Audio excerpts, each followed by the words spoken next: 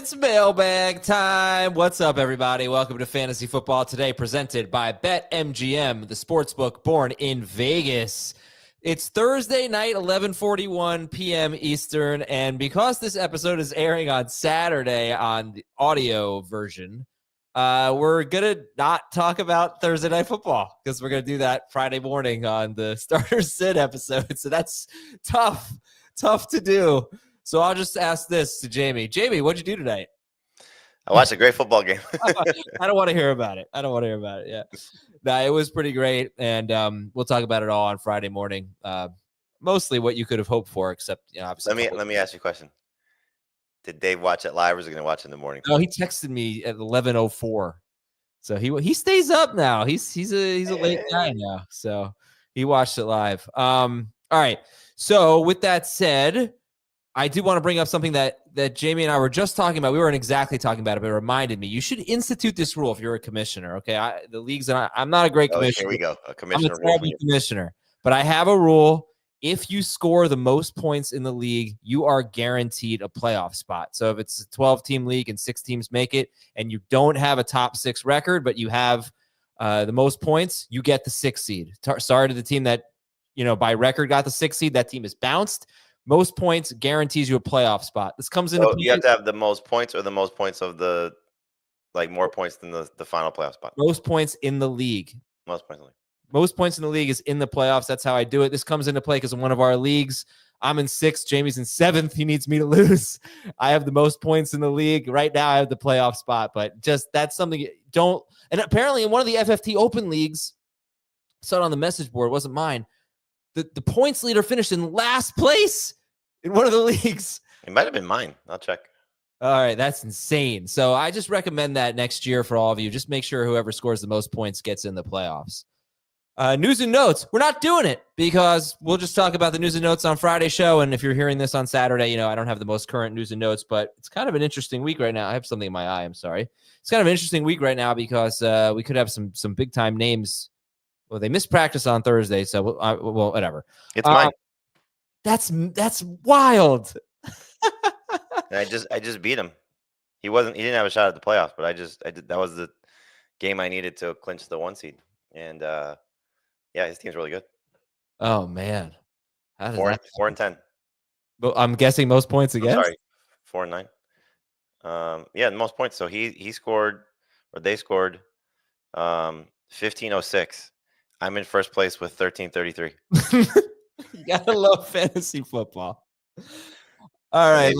Right now they finished 4-9. Read some emails here. Start with Jared from Atlanta. Pick 2 in non-PPR. Brian Thomas, Breece Hall, Juwan Jennings, and Deebo Samuel. Brian Thomas, Breece Hall, Juwan Jennings, Deebo Samuel. I mean, Breece Hall, if he plays, as of we're recording this, he has missed 2 practices. And Brian Thomas. That's non-PPR, just so you know. If Hall is out, I'd go still Jennings over Deebo. This is from Cody. Who to start for week 14 from this list? We need three wide receivers, a tight end, and a flex. Mike Evans, Tyreek Hill, Ladd McConkey, Khalil Shakir. Shakir is the odd man out. This is half PPR. Jonnu Smith or David Njoku? I would go Jonnu Smith. David Njoku or Khalil Shakir at flex? Njoku. All right. From Lance in Phoenix, Quentin Johnston or Xavier Worthy? Xavier Worthy. That's what I said. Unless McConkey doesn't play, I'm sure you would say.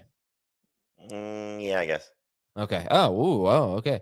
Robert says pick 4 in half PPR. CeeDee Lamb, Cooper Kupp, T. Higgins, Marvin Harrison Jr. This is tough. Jerry Jeudy, Isaac Guerrero, Jalen Warren, and Rashad White. All right, so let's eliminate Jalen Warren. Eliminate Rashad White unless Bucky Irving doesn't play. Then we're not eliminating him, right? Yeah, sure. All right, so let's say Irving plays. We need 4 out of this group. Lamb, Kupp, Higgins, Harrison, Jeudy, Guerrero. Lamb, Kupp, Higgins, and Wait, you said Evans in there? No, that was the previous one. Lamb. It's got to be Garendo, right? Over Harrison and Judy, half PPR? No, doesn't have to be him. Well, I'm trying to think. Like, all right, so Garendo. Yes. Oh, you weren't answering. You were just saying the names. No, I'm thinking it through now. Like, half PPR Garendo probably is the best bet here. The easiest ones for me are Garendo, Cup, and Higgins. Yeah, I would agree. And then I'd probably go with Judy over Lamb at this point. And Marvin Harrison Jr.? Yeah. Okay. Hey, let's talk about BetMGM. If you haven't signed up yet for BetMGM, use the bonus code FANTASY, and you'll get up to a $1,500 first bet offer on your first wager with BetMGM. Here's how it works. Download the BetMGM app and sign up using the bonus code FANTASY. Deposit at least $10 and place your first wager on any game, and you'll receive up to $1,500 in bonus bets if your bet loses. And just make sure you use the bonus code FANTASY when you sign up. All right, back to the emails. This is from Will Q. I have a conflict. I need to drop someone to pick up a defense. I have the Broncos, and I can't see myself benching them for a 1-week replacement. I'd rather drop a position player. I'm running back wealthy. Ooh. On the bench, I have Pacheco, Swift, and Garendo. I'm starting Kyron and Pollard. I also have Andrews and Sutton on a bye. It is a 10-team league, and I've played the waiver wire pretty well. I'm a win and get in game this week. So what should he drop the Broncos, or should he drop Pacheco, Swift, Garendo, Andrews, or Sutton? I guess the first question is, and I don't know if you know the answer, is it fab or is it waivers? I think it's waivers. So there's one of two things. If you want to stick to the route you're going to go, it's probably Swift is the one you're dropping. And if you're doing this, I still would do it Saturday. But if you're going to do that, I'd probably just drop the Broncos and hope you get them back. The thing you got to keep an eye on with the rest of your league is, like, what does everybody else need? Look at the playoff teams and what they need. Like, if there's a team that doesn't need much and they may go get the Broncos, like, what other DSTs are available? Like, I'm in a few 10-team leagues where I picked up the Eagles this weekend. Right. This week. Like, I don't know. I'm dropping the defense. Yeah, especially if the Ravens are available, because they get the Giants next week and they're on a bye this week. So take a look, see if they're available, and you can just pivot to them for next week. But you drop Swift before you drop Pacheco? I would. I mean, if they both start to play at their best, you know what Pacheco's capable of. Yeah. All right. This one is from. Remember, Swift's last 2 games have been miserable, and he gets the same matchups coming up again against Detroit and Minnesota. That's a great point. Okay, this is a funny email from Elan. It says, "Dear Jim, Mike, Al, and Joe." Play-by-play guys. Yeah. Fascinating take from a therapist and speech expert on when Jamie was host versus Adam as host. As many of you know, people listen to the podcast on 1.5 speed since as wonderful podcasters, you speak in patterns that everyone can understand, but some of us take the world at an increased speed. All of you have different speech patterns ranging from fast to slow, and I assume you are aware of them. For example, Jamie and Dan are fast talkers, and Adam and Dave are slower, and Heath is glacier slow. When Adam hosts the show, there is a pace that everyone follows in their speech. But when Jamie hosts it, that pace speeds up. Since he speaks faster, it even forces Heath and Dave to speak faster. All that is funny because while the words move faster when Jamie hosts, the podcasts are longer. Who would have thought? Oh, wait, I cut off his question. Let me go back and find his question. But I did think that was pretty interesting from an expert, Jamie. You speed everyone up. How about that? I mean, I know that I speak fast, and unfortunately, sometimes I tend to mumble. I apologize for that. I do think, yes, that Heath and Dave probably were trying to keep up with me, and knowing that I speak fast, I thought I could squeeze in a few more topics. So, all right. Now the question was, I know we look at the amount of plays a team calls, but have there ever been an important fantasy take on boy, for a speech therapist. You got a lot of typos here, man. That's why he's a speech therapist, not a writing Yeah, therapist. exactly. Has there ever been an important fantasy take on the pace of plays in terms of teams who snap faster, leading to higher fantasy points? Wondering if that has ever been looked at. I mean, yeah, you do a good job of pointing this out from time to time when you notice it. I'm trying Yeah. to think of the team that Tennessee maybe was one, right? That I know. Okay, I can tell you right now. Average play. Oh, Seattle. I'm sorry, Seattle was one that you talked about quite a bit this offseason. That how slow they were. So the Jets, this is an Aaron Rodgers trademark, Yes. right? The Jets are by far the slowest team. I have it right now on True Media. Teams who have the most time left on the play clock to the least when they snap the ball. He is notorious for letting the clock run down. Yep. So he's the lowest. San Francisco and Philadelphia are second and third least amount of time left on the play clock. They're the slowest teams in between snaps. I mean, it's interesting because the 49ers, the Eagles, and the Bills are all bottom 5. The Packers are bottom 7. The Bengals are 24th. The Dolphins are 23rd. The Ravens are 22nd. The Vikings are 21st. In other words, it's not such a bad thing. You see a lot of great offenses here that are taking a lot of time off the play clock. The fastest teams in between snaps are the Cowboys, Falcons, Commanders, Chiefs, and Seahawks. So I think that's probably why it doesn't get talked about that much, because Aaron Rodgers has had the best offenses in football, or, been up there for so long. But I guess I'm just learning. I'm really just doing this now. I'm not trying to act like an expert, but it doesn't seem like there's a lot of correlation between fantasy production and this particular stats. Great question, though. Next email is from Dan, the FFT fan. By the way, what do you think Dan was doing tonight that he couldn't come on the show? Oh, wow. He was karaoke. He was playing poker. Oh. But I'd love to know. I'm going to text him and find out what his karaoke song would be. Okay. I need 2 from this Walking group. in Memphis. Why? I don't know. I don't think he knows that song. Oh, that's true. JSN, Jacoby Myers, Juwan Jennings, and Khalil Shakir. Pick 2. JSN, Jacoby Myers, Juwan Jennings, Khalil Shakir. It's easy for me, Myers and JSN, but Myers popped up on the injury report on Thursday, so just keep an eye on that. And Aaron Jones or Chuba Hubbard at flex?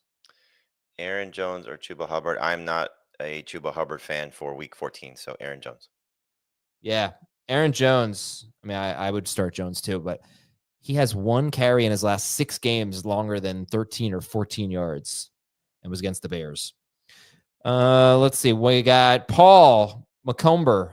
I need a quarterback this week. I can get Russell Wilson, Geno Smith, Aaron Rodgers. Wait, hold on. Wait. Aaron Rodgers. I have a sound effect I want to play. Forget it. Okay. Geno Smith, Russell Wilson, Aaron Rodgers, Jameis Winston, Derek Carr, Kirk Cousins, Will Levis. Who would you go with? I would go with Jameis if you're just looking for this week. If you're looking for the next 2 weeks, I would go with Will Levis because he gets Jacksonville and Cincinnati in back-to-back games. Yeah, so he said, I know you all seem to agree that it was Winston, but I'm really nervous about the Steelers' D now that Highsmith is going to play and his habit of throwing to the other team.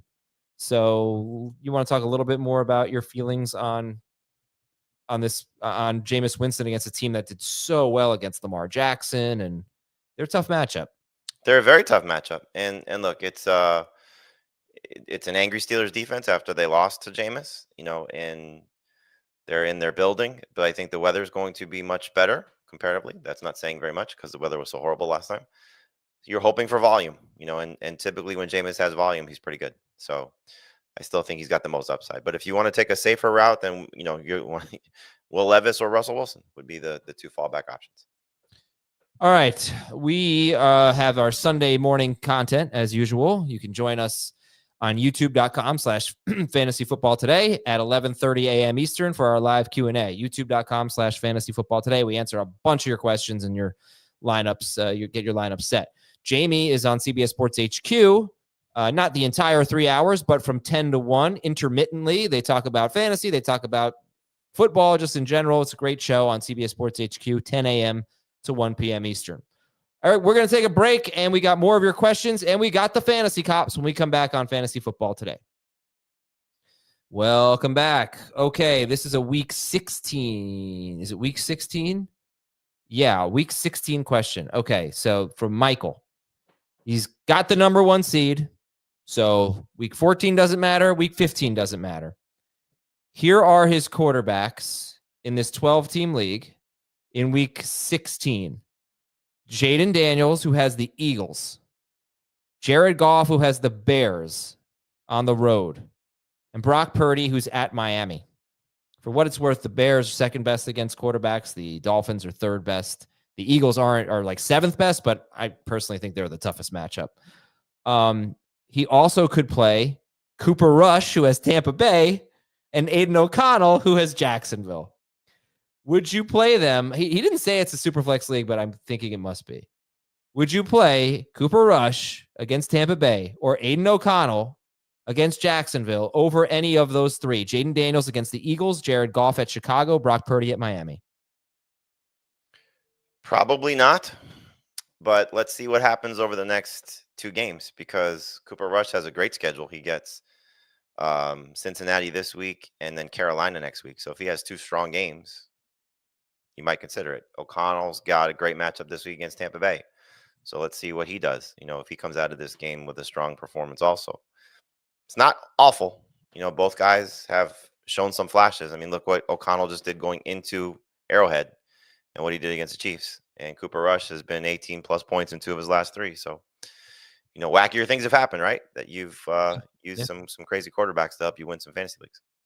This is from Brett, non-PPR league. Brett says, "Dear Mark, Joe, Abdul, and Marty." Mark, Joe, Abdul, and Marty.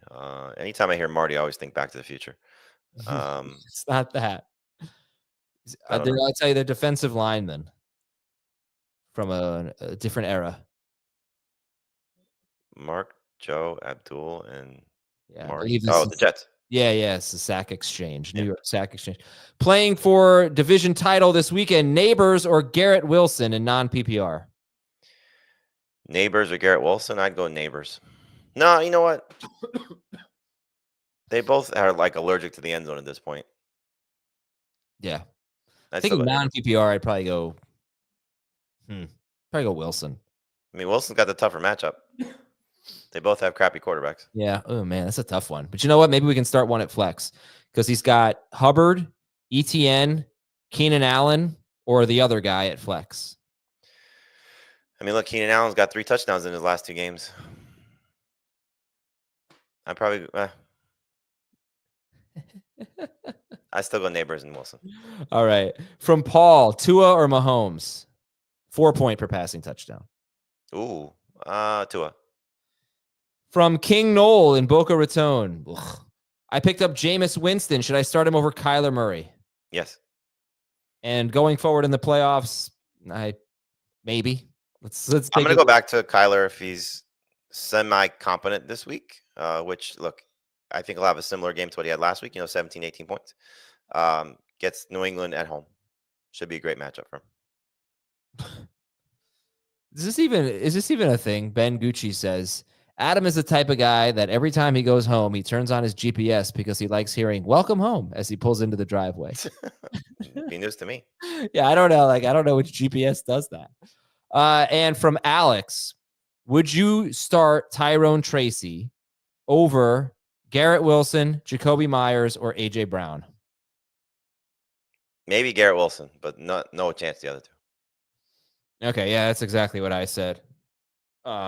We're going to talk about it on tomorrow's show, but we're going to talk about it on Friday's show, which is tomorrow for us, but yesterday for many of you listening.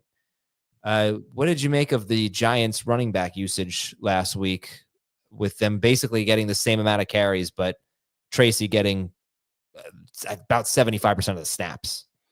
He's their guy. I understand the punishment to start the game, after the back-to-back fumbles, back-to-back weeks of fumbles.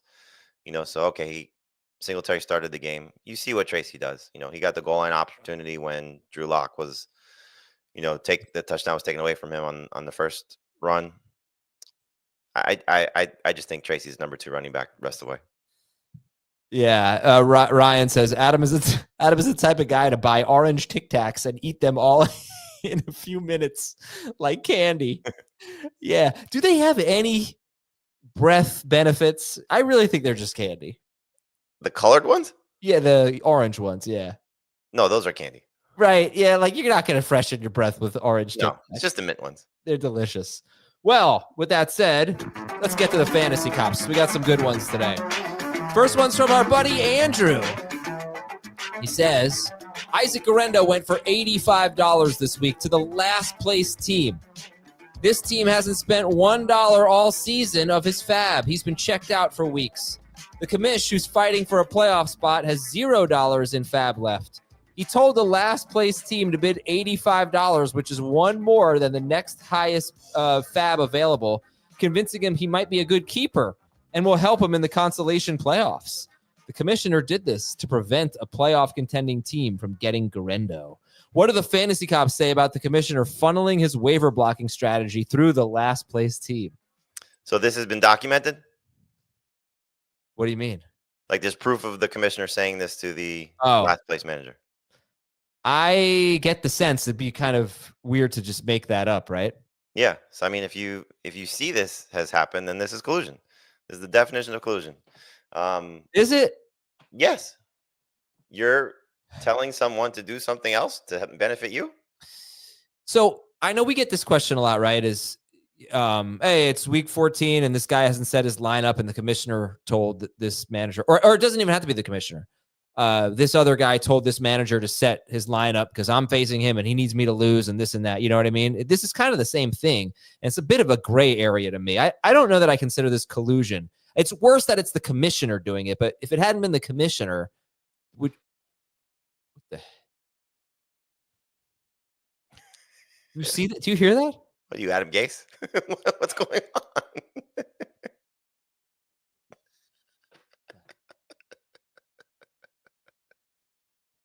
I have no idea what's going on. Oh my God! You turned to Adam Gase at the press conference. All right, I gotta go.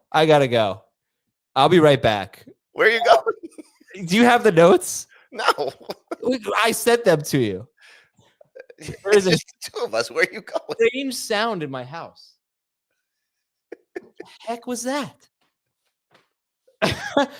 Oh my God! I wish. Take Heath Iguana's home with you. What the hell? I gotta go. I gotta make sure everything's okay. You have the notes. I'll be back in like 2 minutes. All right. So anyway, I'll wait for Jamie to pull up the notes. Which fantasy cops were yet? The first one. Hold on. All right. So this is the Guerrero one. All right. So what can we do to solve this problem here? Put your comments in the chat. I'll read them if you think that the commissioner here should be stripped. Where did he go?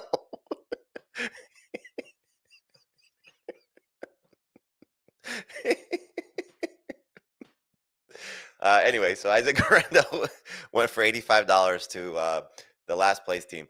I think that what should happen here is, I don't know if there's really anything that could happen here. I mean, like Adam's right. You know, this is one of those situations where you can point somebody in the right direction. You can't necessarily make the move for them. It's not like the commissioner made the transaction. The commissioner just said, you have your money left to spend.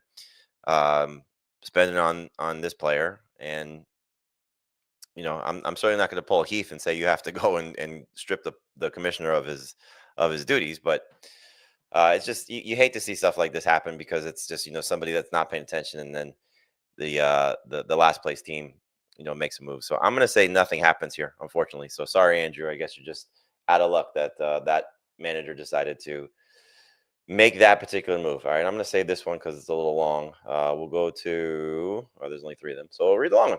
All right. So this is from Joey. Okay, Fantasy Cops, I have a fantastic one for you. Back in week 4, in one of my dynasty leagues, I made the decision to tank.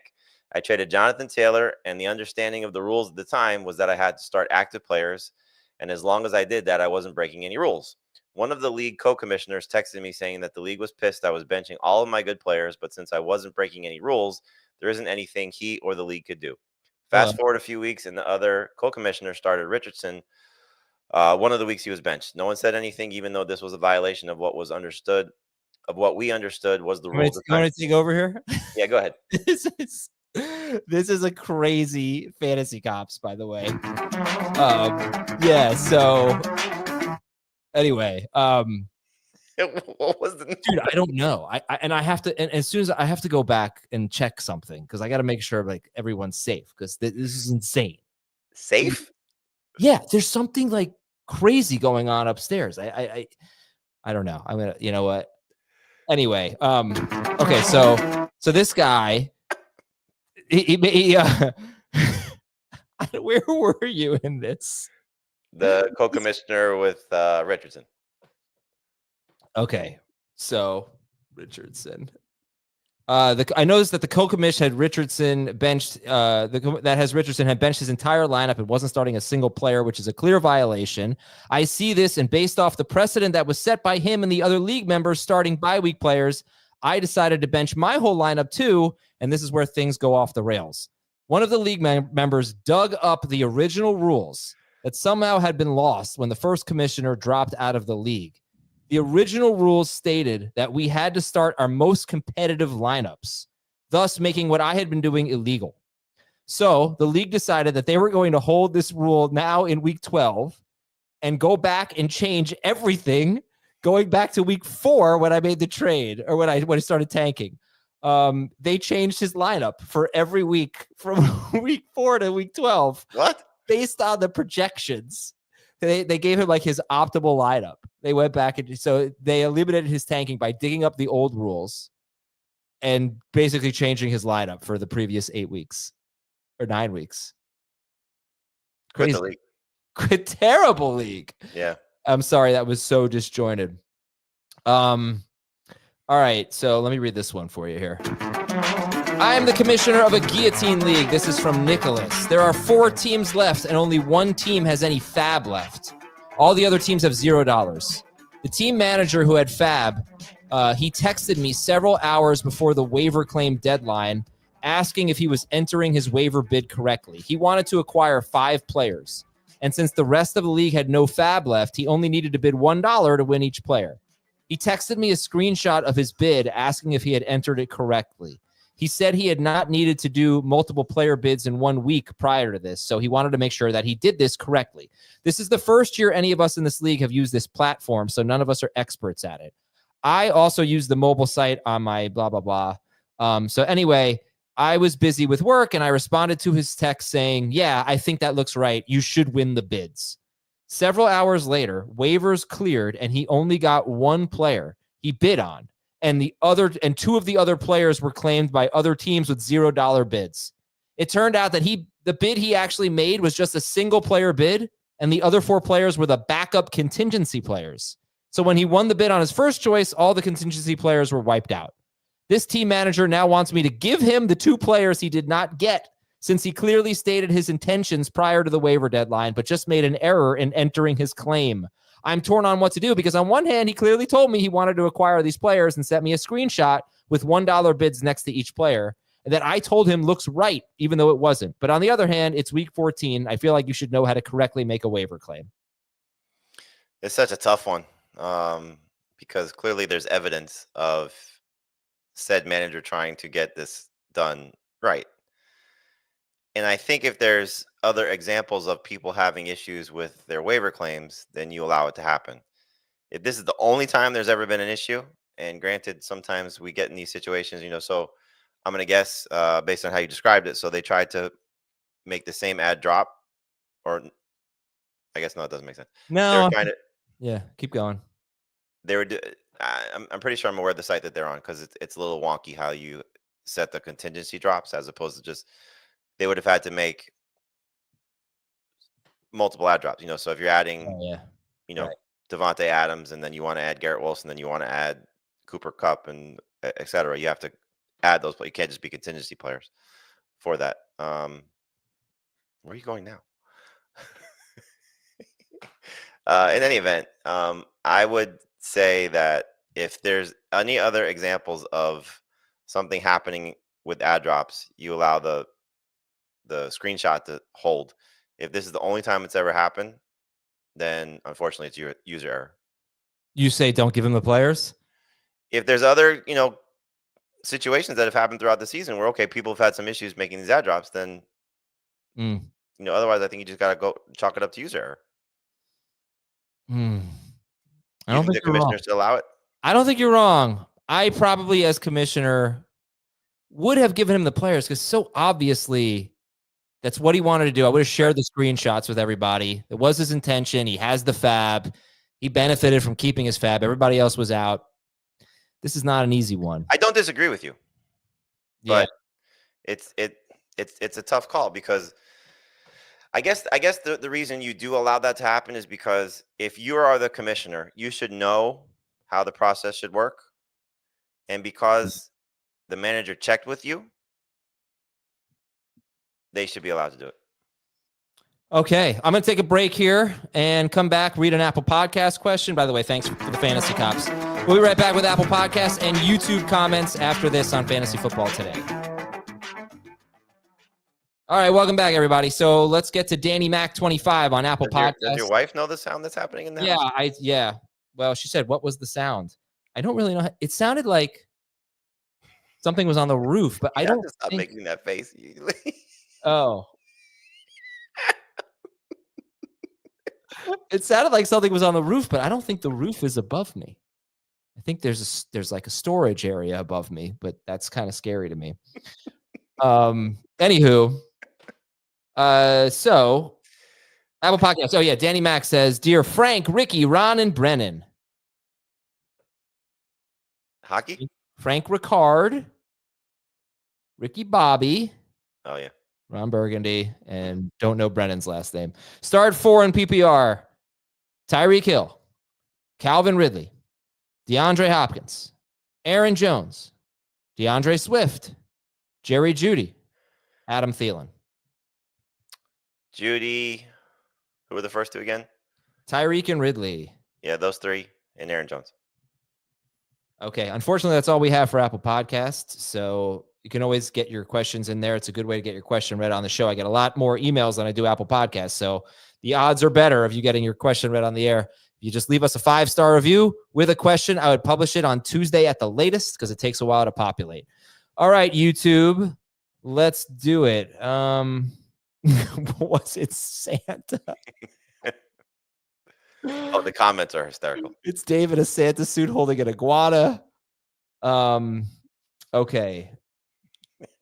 Yeah, look, here's the thing. I would love to take a break and go check it, but I can't. I can't just leave Jamie. He doesn't even have access to the chat, so he can't bring up questions. But I do need you guys to ask some questions here because I'm not really seeing any. Just comments about what the sound was.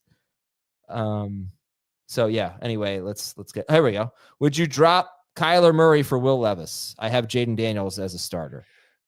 I mean, you need a starter for this week. I like Levis better, so you're just unfortunately giving Kyler to somebody else most likely. So if you can maybe carry 3 quarterbacks, I would do that. But unfortunately, if you need to win and get in, then I would go with Levis. Dear Ronnie, Bobby, Ricky, and Mike. I don't know. Harrison or Garendo this week?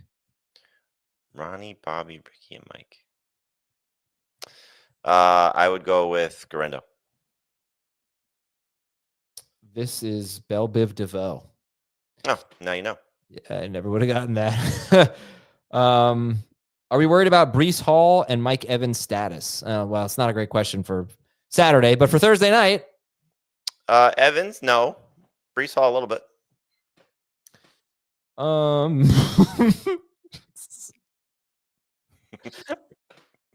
That's a mean. That is a great callback right there.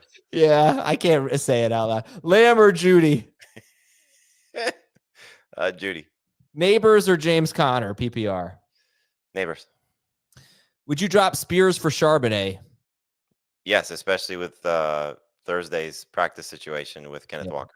Purdy or Jameis? Jameis. Ken Walker or Brian Thomas Jr.?